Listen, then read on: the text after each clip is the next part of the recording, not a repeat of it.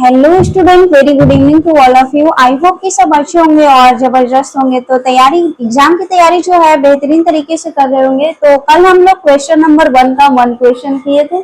आज question number 2 को करने का प्रयास करेंगे और सॉल्व करेंगे इसको।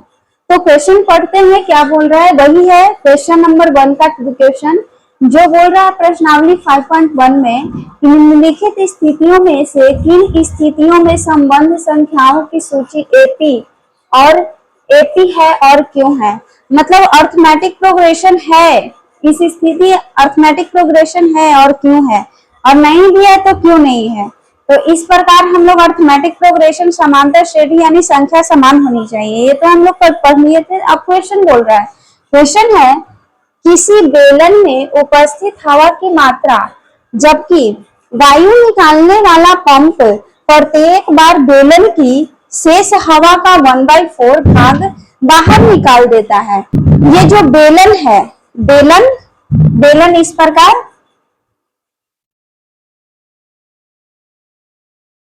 है ना, ये क्या है, बेलन।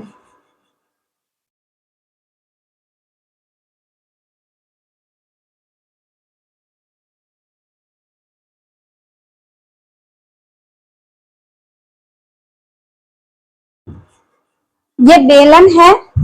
तो यहाँ पे बोल रहा है किसी बेलन में उपस्थित हवा की मात्रा जबकि वायु निकालने वाला पंप, ये जो है वायु निकालने वाला पंप है बेलन,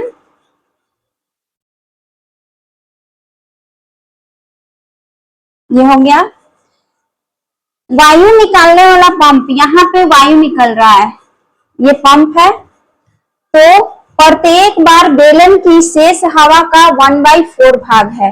तो पहले जो वायु निकल रहा है बेलन का, इसमें हम लोग क्या देखते हैं कि A1 कितना निकल रहा है, A1 A2 A3 A4 जहां तक जाएंगे समांतर श्रेणी का ये रूल है कि मतलब परिमित होगा या अपरिमित होगा। संख्याएं इन्फिनिटिव फाइनाइट हो तो परिमित और संख्याएं इनफाइनाइट हो तो अपरिमित, है ना। तो उसी प्रकार बोल रहा है किसी बेलन में उपस्थित, कोई बेलन है, ये कोई बेलन है।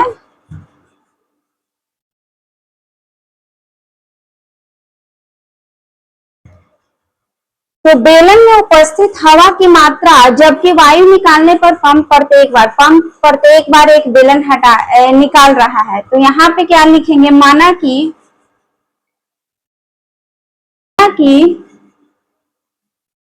बेलन में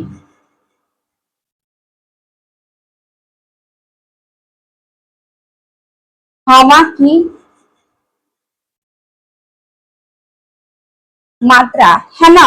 हम लोग मान लेंगे, माना कि बेलन में हवा की मात्रा कितना मानेंगे, 1/4 बोल रहा है। तो पहले 1 प्रत्येक भाग का बोल रहा है तो हम लोग 1 मानेंगे, है।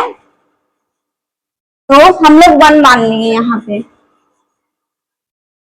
ये 1 हो गया।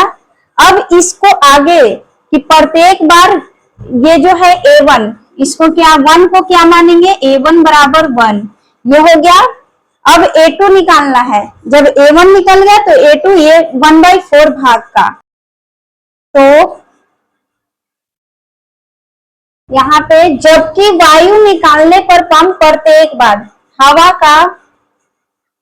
हवा में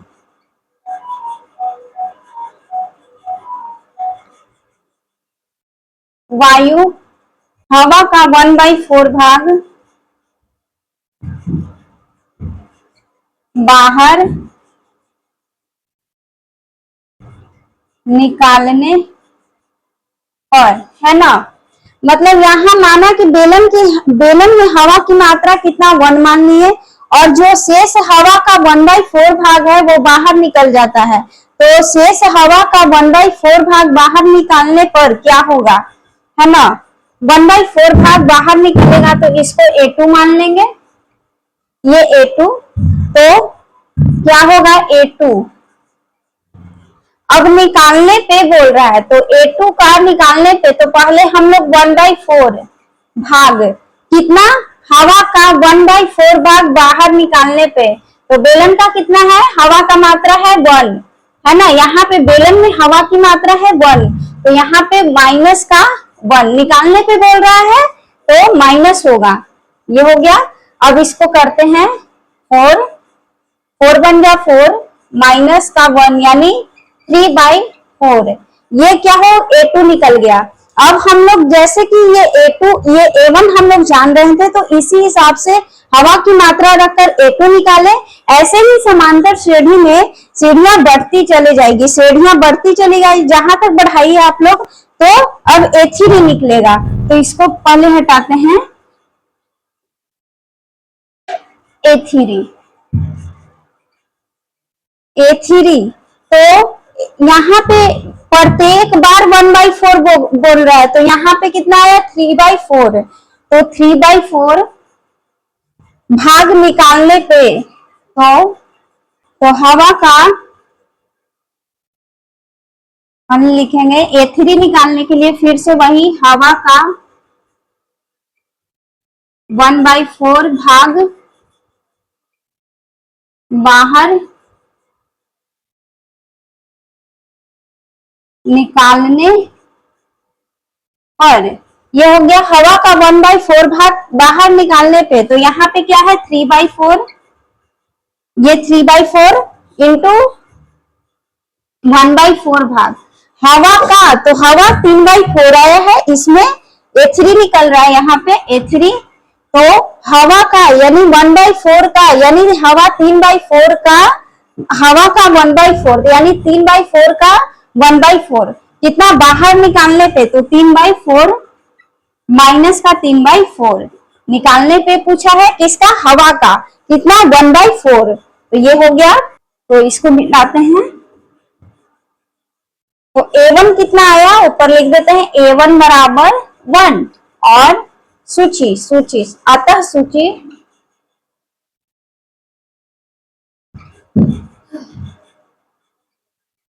सूची बराबर A1 बराबर 1 और A2 बराबर 3/4 और A3 बराबर 9/16। ये हो गया।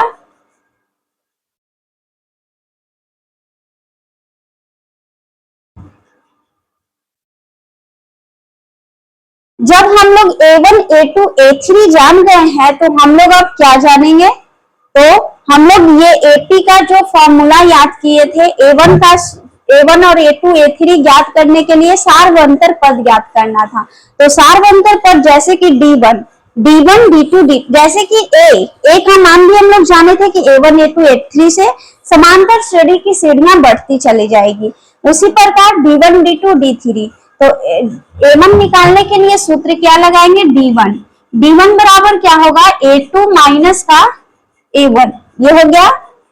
A2 कितना था 3/4 और माइनस का A1 कितना था 1 बराबर, और इधर करते हैं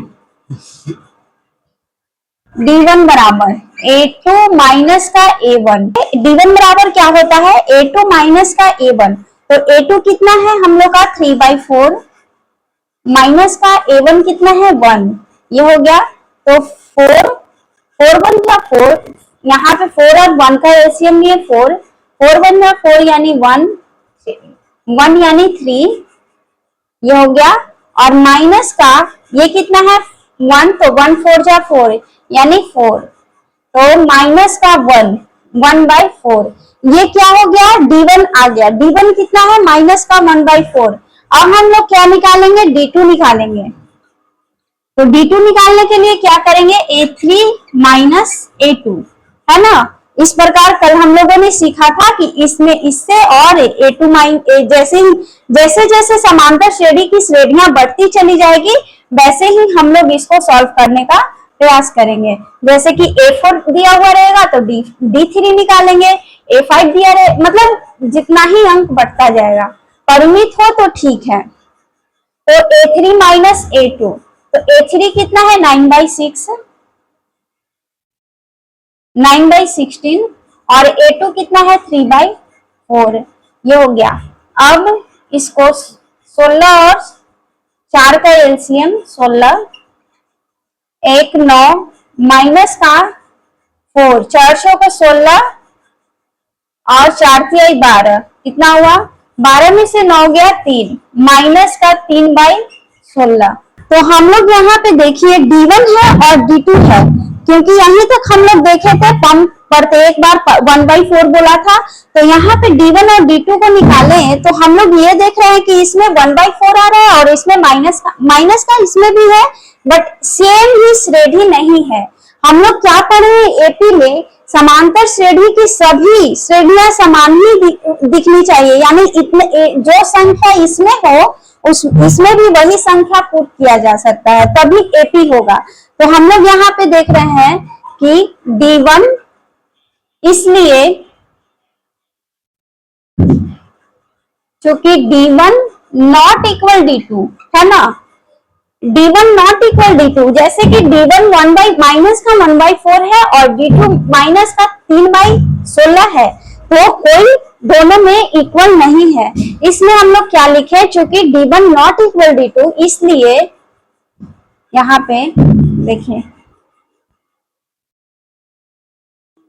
यहाँ पे लिखते हैं चूंकि D1 नॉट इक्वल D2, इसलिए क्या है, सूची एपी नहीं है। यहाँ पे वही बोल रहा है ना, सूची एपी है यार, नहीं है, आखिर है भी तो क्यों? तो यहाँ पे जब D1 नॉट इक्वल D2 हो गया तो सूची इसमें सूची एपी नहीं है। तो क्वेश्चन नंबर 2 को किए हैं और आप, आई होप कि आप लोग को समझ में आया होगा, और वीडियो अच्छा लगा होगा तो वीडियो को लाइक करके चैनल को सब्सक्राइब कर लीजिएगा। तब तक के लिए थैंक यू फॉर वॉचिंग।